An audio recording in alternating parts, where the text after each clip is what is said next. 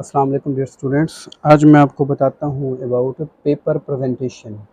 ठीक है कि पेपर की प्रेजेंटेशन क्या होती है एग्ज़ाम के अंदर, और आपने बायोलॉजी का पेपर किस तरीके से अटेम्प्ट करना है।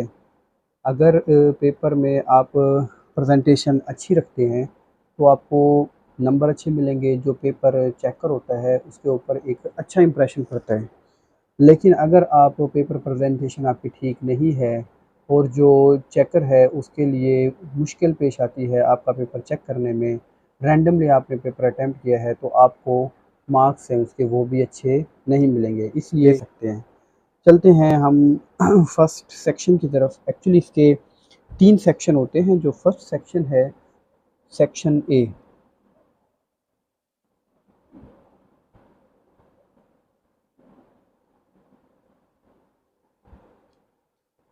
सेक्शन ए के अंदर हम एमसीक्यूज़ के बारे में डिस्कस करते हैं। पेपर के अंदर अगर हम बायोलॉजी फर्स्ट पार्ट की बात करें तो 17 एमसीक्यूज़ होते हैं, और अगर हम मैट्रिक की बात करें तो 12 एमसीक्यूज़ होते हैं। इसके अलावा फेडरल है, वहाँ पे डिफरेंट यानी कि एमसीक्यूज़ का क्राइटेरिया होता है। तो जो एमसीक्यूज़ हैं 17 एमसीक्यूज़ होते हैं। फॉर एग्जांपल फर्स्ट ईयर की बात करें, ये एमसीक्यूज़ वाला जो सेक्शन है इसके हवाले से बबल दी जाती है। पेपर के अंदर 4 बबल्स होती हैं, A B C D.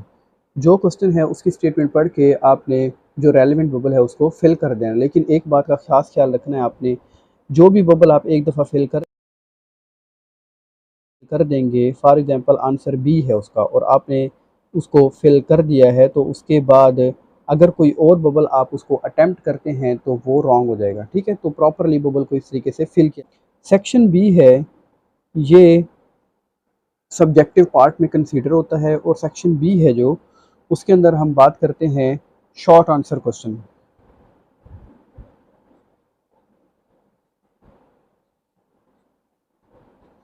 Short answer question जो पेपर के अंदर पूछे जाते हैं अकॉर्डिंग टू पॉलिसी, वो डिफरेंट टाइप के होते हैं। For example first simple statement होती हैं। फॉर एग्जांपल डिफाइन टिश्यू ने न्यू पेज से पेपर स्टार्ट करना है, और पहले पहले आपने लिखना है question number 1। Question number 1 short answer question, आपने ये हेडिंग दे देनी है। उसके बाद फॉर एग्जांपल फर्स्ट जो डेफिनेशन है आपके पास, डिफाइन टिश्यू, आपने टिश्यू की डेफिनेशन लिखनी है। डेफिनेशन लिखने के बाद 2 से 3 लाइनों की जितनी भी वो डेफिनेशन बनती है, एंड में आपने लाजमी एग्जाम्पल दे देनी है।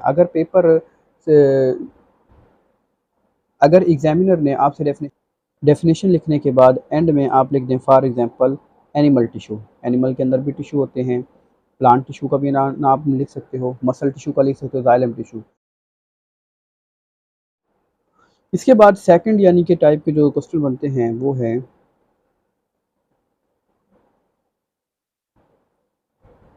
डिफरेंस। डिफरेंस वाले सवाल भी आते हैं पेपर में।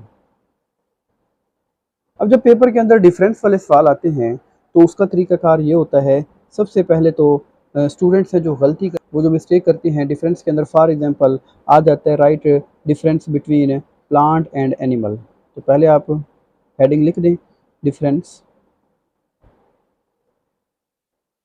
Between plants and animals. ये प्लांट और एनिमल्स में क्या डिफरेंस है।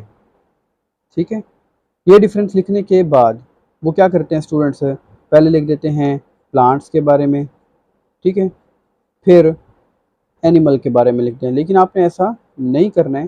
डिफरेंस लिखने का तरीकाकार ये होता है कि आप दरमियान में एक लाइन लगाएं। लाइन लगाने के बाद यहाँ पे आप लिखें प्लांट्स के बारे में, और यहाँ लिखें आप एनिमल्स के बारे में। ठीक है, इसमें मज़ीद अच्छे तरीके से आपने अगर अटैम्प्ट करना है, मैं रिकमेंड करूँगा हर पॉइंट के साथ साथ आप एक हेडिंग भी लेते जाएँ। फॉर एग्जांपल अगर आप प्लांट की बात कर रहे हैं तो मार्कर से आप लिख लें ऑटोट्रॉफ, यहाँ पे ऑटोट्रॉफ लिख लें। और एनिमल क्या होते हैं, हेटरोट्रॉफ। 3 डिफरेंस आप लिख लें, ये नंबर 1 हो गया। अब आप लिख सकते हैं प्लांट और ऑटोट्रॉफ, एनिमल और हेटरोट्रॉफ। सेकंड में इसी तरह आप मार्कर से हेडिंग बना लें। फॉर एग्जांपल मूवमेंट, मूवमेंट की मार्कर से हेडिंग दे दें। आप लिख सकते हैं plant can not move, they are non motile. And animal के हवाले से भी आप मूवमेंट का जब लिखेंगे तो आप लिखें animal can move from one place to another place. Third अगर आपने पॉइंट जैसे आप लिख रहे हैं उसके अंदर आप लिख दें for example about cell wall, ठीक है, तो आपने क्या कहना है, plant have cell wall and animal do not have cell wall. तो इस तरीके से जो पेपर चेकर है उसके लिए एक कंफर्टेबल हो जाता है आपका paper check. Students next time पे अगर कोई भी डिफरेंस वाला सवाल आएगा तो आपने इस तरीके से डिफरेंस लिखना है। कैटेगरी तरफ यानी कि किस टाइप के सवाल और यानी कि पेपर के अंदर आपसे पूछे जाते हैं। पेपर के अंदर और जो सवाल पूछे जाते हैं वो है रीजनिंग टाइप।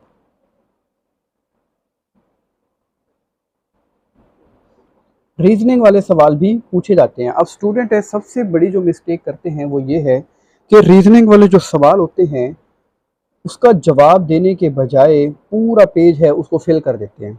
आजकल जो बोर्ड की पॉलिसी है पंजाब बोर्ड की और फेडरल बोर्ड की, ठीक है, लास्ट ईयर से यानी कि 2022 के जो एग्ज़ाम हुए उसके अंदर थोड़ा सा एनालिटिकल और रीजनिंग बेस्ड पेपर है उसको ऐड लिए। जो रीजनिंग पेपर आपने जब अटेम्प्ट करना है तो आपने ख्याल करना है कि आपसे पूछा क्या जा रहा है।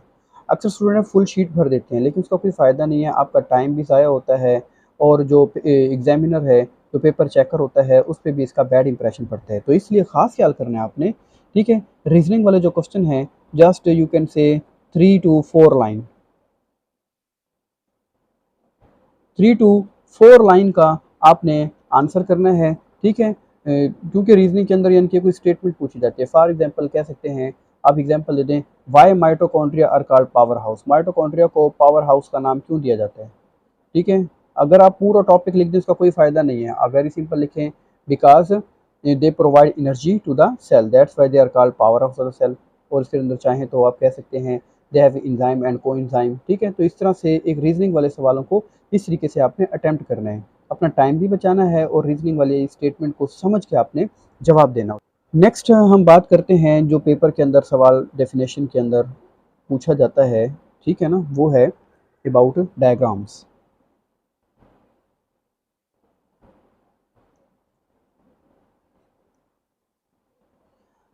स्टूडेंट्स डायग्राम वाले जो सवाल आते हैं, अगर तो आपकी डायग्राम अच्छी है तो उसको आप बनाएं, ठीक है, और बनाने के बाद उसको लेबल करने के भी अगर हम बात करते हैं एक एनिमल सेल के बारे में। अब एनिमल सेल है, ठीक है, एनिमल सेल की आपने कैसे लेबलिंग करनी है आप, ठीक है, इस तरीके से आप बता सकते हैं कि भी एनिमल सेल के अंदर सेंटर के अंदर आप कहते हैं भी न्यूक्लियस है, ठीक है ना, न्यूक्लियोप्लाज्म है, न्यूक्लियोलस है, ठीक है। यहाँ से इस तरीके से आप इसको यानी कि शो कर दें, न्यूक्लियर मेम्ब्रेन शो कर दें, साइटोप्लाज्म के बारे में शो कर दें, ठीक है, सेल मेम्ब्रेन के बारे में शो कर दें और इसके अंदर जो डिफरेंट टाइप के ऑर्गेनेलीज हैं उनके बारे में आप एक्सप्लेन कर दें, ठीक है, उसको लेबल कर दें। तो ये तरीकाकार होगा। इसका तरीकाकार ये है, लाइनें लगाने के बाद लेड पेंसिल से आप यहाँ पे स्केल रखें, आप इस साइड पे स्केल रखें, स्केल रख के यहाँ से इसको रेस कर लें। इस तरीके से सारी जो लाइनें हैं वो आपकी बराबर हो जाएंगी और उसको 1 by 1 यानी कि उसको आप बताते जाएँ। तो अगर आपकी डायग्राम अच्छी हैं तो आप डायग्राम लाजमी बनाएं, वो भी आप यानी कि ऊपर लिखें। फॉर एग्जांपल अगर आप एनिमल सेल की बना रहे हैं तो ऊपर आप लिखें, आप डायग्राम में टाइटल लाजमी मेंशन कर लें। नीचे आप बॉटम में लिख सकते हैं स्केच ऑफ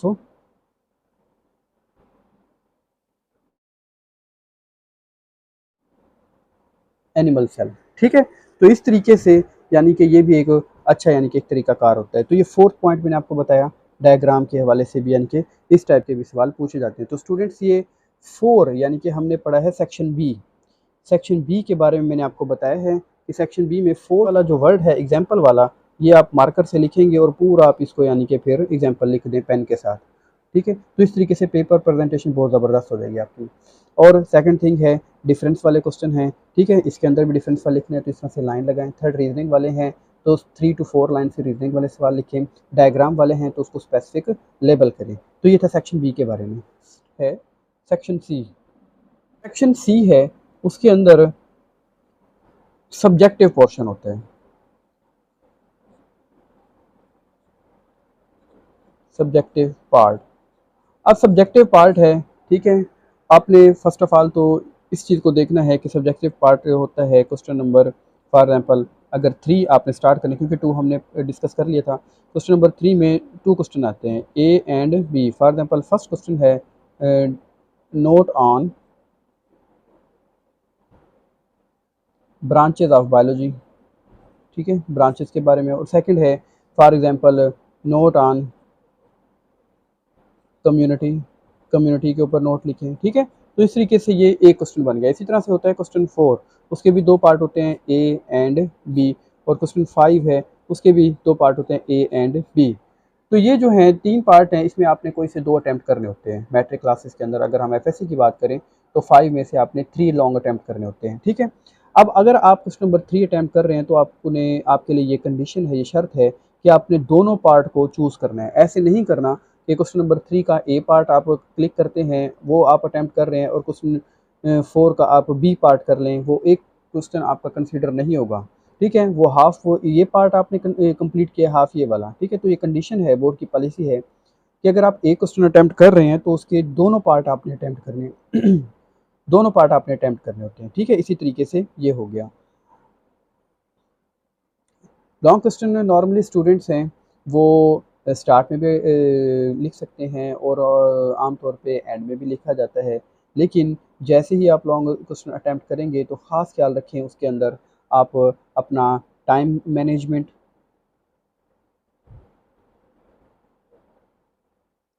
का ख़ास ख्याल रखें। और कुछ क्वेश्चंस हैं उनके अंदर डायग्राम्स हैं, वो भी बनाएं। टाइम को मैनेज करें, डायग्राम बनाएं। और जो टॉपिक आपके लिए स्पेसिफिक है, जिसको आपने अच्छे तरीके से तैयार किया हुआ है, इन टॉप तरीके से इंशाल्लाह आप एग्ज़ाम के अंदर बहुत अच्छे मार्क्स ले सकते हैं।